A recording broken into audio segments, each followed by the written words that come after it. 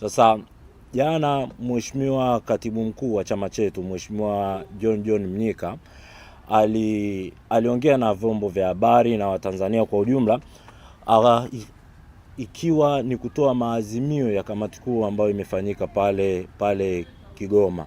Sasa kuna wakati mwingine ukweli usiposemwa tutakuwa tunakosea sana, au kuna wakati mwingine uongo tukiuacha unageuka kuwa ukweli. Siku ya jana Katibu Mkuu amesema kwamba sisi ambao tunakipigania chama hiki, sisi ambao tunaipigania katiba ya chama hiki, sisi tunalipwa sijui milioni 2, kitu ambacho ni uzushi na ni uongo mkubwa sana. Najaribu kuwaza hivi, CCM ni namna gani ambavyo wanaipenda Chadema? Yaani CCM leo waipende Chadema kiasi kwamba CCM imfadhili mtu ambaye anaipigania katiba ya chama chetu. Kwa sababu sisi tunachokipigania ni katiba ya chama chetu. Katiba iko wazi. Kama kuna jambo lolote, wajibu wa mwanachama mmoja wapo ni kupinga uovu wowote ule ambao unafanyika. Sasa yeye Katibu Mkuu akisema kwamba sisi tunalipwa, najaribu kuendelea kujiuliza, je, wakati ule Mheshimiwa mwenyekiti wa chama sasa hivi Mheshimiwa Lissu alipokuwa makamu mwenyekiti, alivyokuwa anatoka na kusema kwamba kuna fedha chafu ndani ya chama, je, na yeye alikuwa amelipwa na CCM? Lakini makamu mwenyekiti wa sasa hivi Bwana John Heche, naye wakati anatoka mwaka 2024 mwishoni na mwaka 2025 mwanzoni akisema kwamba ndani ya chama kuna fedha chafu, je, na yeye alikuwa amelipwa na nani? Kwa hiyo Mheshimiwa Katibu Mkuu asichafue watu na asiongee uongo. Hilo la kwanza. Jambo la pili, katika maazimio ya kamati kuu tunasikitika sana kutokuona jambo la mgogoro Katibu Mkuu amejaribu kulikwepa, lakini ukimsikiliza kwa vizuri Katibu Mkuu anakiri ni kweli kwamba ndani ya chama kuna shida. Na mfano mdogo tu ni pale alipokuwa akielezea kwamba kwa nini Mheshimiwa Joseph Mbilinyi ama maarufu Sugu ambaye ni mwenyekiti wa kanda ya Nyasa, kwa nini wakati makamu mwenyekiti wa chama taifa alipoenda kufanya ziara kwenye kanda yake hakuwepo?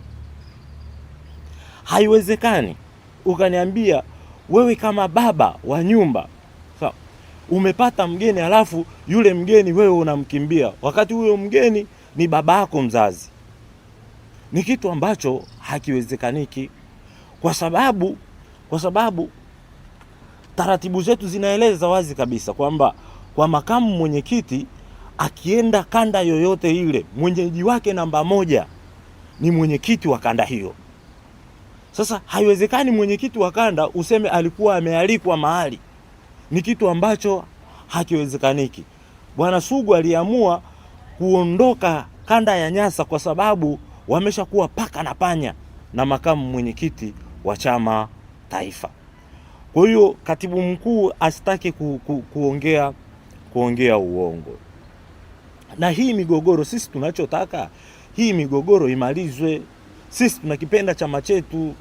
Sisi leo hii ndo ambao tunapigania kwamba hatutaki kuona ufisadi. Hatutaki kuona ufisadi wanaofanya CCM, lakini leo sisi ndo ambao tunaofanya huo ufisadi. Kwa mimi nikiombe sana chama changu na nimuombe Katibu Mkuu ambaye ndo mwenyekiti wa secretariat ya chama, haya mambo yakifumbiwa macho yatatuharibia chama chetu.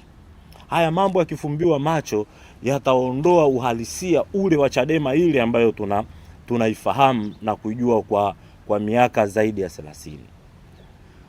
Sasa jambo lingine, kumekuwa na fukuza ambayo yanaendelea kwenye chama. Mtu ukitoa maoni yako, siku haiishi umefukuzwa. Tukienda kwa namna hii tutapoteza watu wengi sana na tutapoteza viongozi wengi sana, kwa sababu watu wana hasira kwamba kwa nini makamu anakula pesa. wakati sisi huku chini tunahitaji kufanya shughuli za chama, na makamu mwenyekiti alituahidi kabisa kwamba watakapoingia madarakani sisi huku chini tutapata fedha za kukiendesha chama. Hasa leo mtu ukitoka ukiongea unafukuzwa. Jambo hili ni lazima sasa tukae tuliangalie, kwa sababu hata wakati makamu mwenyekiti wa wakati huo anayaongea, hakuna hatua ambayo alichukuliwa, hakuna namna, yani hakusimamishwa uongozi, hakuvuliwa wanachama. Sasa hivi vinavyoendelea vitakuwa ni vitu vya ajabu ndani ya chama chetu, na chama sasa hivi kinaendeshwa kwa jinsi ambavyo hatujawahi kushuhudia. Na ndio maana tunazidi kusisitiza, tunaiomba serikali imwachie mwenyekiti wetu wa chama taifa ili tuweze kukijenga chama chetu.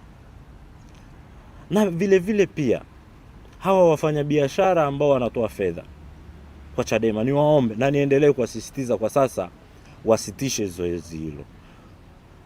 Kwa sababu ni kweli na hapa niweke wazi, hawa wafanyabiashara ni muhimu sana waangalie nyendo zao. Juzi nilimtaja mfanyabiashara mmoja, leo sitamani kumtaja mfanyabiashara mwingine, lakini wakiendelea nitakuja hadharani na hoja ya milioni 256 ambazo mfanyabiashara mmoja alimpa Heche na walikutana mwaka jana Lubumbashi. Kwa hiyo kama wataendelea, sisi ukweli tunao na ushahidi tunao. Heche alichukua shilingi milioni 250 Lubumbashi. Amekuja kufanyia nini? Tutaeleza. Kwa sababu haiwezekani hela yote hiyo haijafika kwenye chama. Katibu mkuu nina uhakika hajafikishiwa hiyo fedha. Ametumia kwa maslahi yake binafsi na kazi fulani ambayo alikuwa ameelekezwa kuifanya.